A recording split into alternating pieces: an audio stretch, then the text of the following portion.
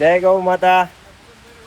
આજે ગૌ માતા માટે એક દાનમાં છે ને ગાજર આવેલા હતા, તો અમારા ગૌ સેવકો અત્યારે કટિંગ કરે છે. અહીંયા જો અમારા મગનલાલ, ઘનશ્યામભાઈ આજે અત્યારે કટિંગ કર્યું, અને હું ને આ દાદા બંને ગયા તા અમે ખોળ લેવા, અને ખોળ લઈને અત્યારે અમે પહોંચ્યા. એટલામાં જો આ લોકો છે ને એટલું ગાજર નું કટિંગ કરી રહ્યા છે, ઝીણું ઝીણું, એટલું મસ્ત કટિંગ કર્યું છે.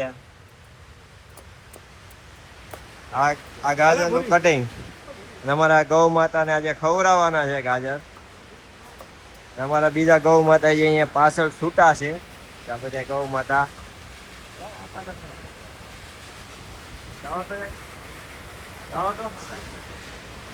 આપડે તો આ ગૌ માતા ને અત્યારે ગાજર ખવડાવવાનું છે.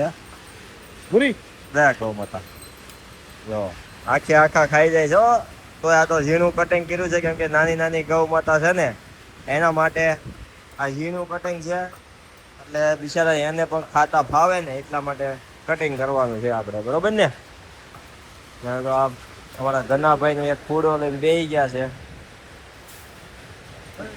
કેટલું મસ્ત કટિંગ, પ્લસ અમારા ગૌ માતા અત્યારે અહીંયા છે. અમે પેલા ટ્રાય કરી હતી તો આ મશીનમાં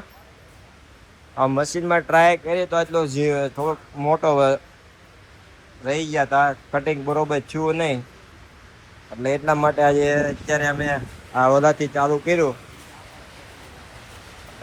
કટિંગ કરવી છે. તો ચાલો મિત્રો, હવે એટલું કટિંગ થોડુંક બાકી છે, અમે પૂરું કરી દેવી. અમે પણ હું ના દાદા બે આવી ગયા અત્યારે ફળ લઈને, એટલે હવે અમે થોડોક મદદ કરાવી આ બેને.